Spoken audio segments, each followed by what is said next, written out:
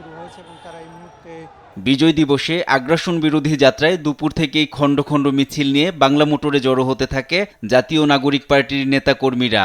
বিশেষ করে মঙ্গলবার বিকেল 4টায় শুরু হওয়া র্যালিতে অংশ নেন এনসিপির কেন্দ্রীয় নেতারা। শাহবাগ, কাঁটাবন, পলাশী মোড়, শহীদ মিনার হয়ে শাহবাগে এসে শেষ হয় বিজয় মিছিল। এ সময় এনসিপির মিছিল জুড়েই ছিল ওসমান হাদি হত্যা চেষ্টার প্রতিবাদ। বিজয় র্যালি হয়ে ওঠে প্রতিরোধ যাত্রা। ভারতীয় আধিপত্যবাদ ও আওয়ামী লীগের কবল থেকে দেশকে রক্ষার প্রত্যয় ব্যক্ত করেন এনসিপি নেতারা।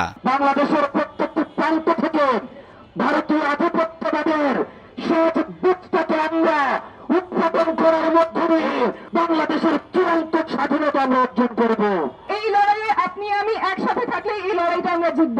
এ সময় এনসিপির সদস্য সচিব আখতার হোসেন বলেন, নরেন্দ্র মোদী বাংলাদেশের বিজয়কে ভারতের বিজয় হিসেবে আখ্যা দিয়ে ইতিহাস বিকৃতি করেছেন। এ ব্যাপারে সরকারকে বিবৃতি দেওয়ার দাবি জানান তিনি। অবিলম্বে অন্তর্বর্তীকালীন সরকারকে রাষ্ট্রীয়ভাবে দায়িত্ব নিয়ে মোদীর এই ইতিহাস বিকৃতির বিরুদ্ধে বিবৃতি জারি করতে হবে। পরে নাহিদ ইসলাম বলেন, ওসমান হাদির উপর আক্রমণ অভ্যুত্থানকে আক্রমণ, পুলিশ ব্যর্থ হলে পাল্টা আক্রমণ হবে। আধিপত্যবাদ বিরোধী লড়াই আমরা শুরু করেছি, এই লড়াই আমাদের অব্যাহত থাকবে। আজকে 16ই ডিসেম্বর আমরা আগ্রাসন বিরোধী যাত্রা করেছি।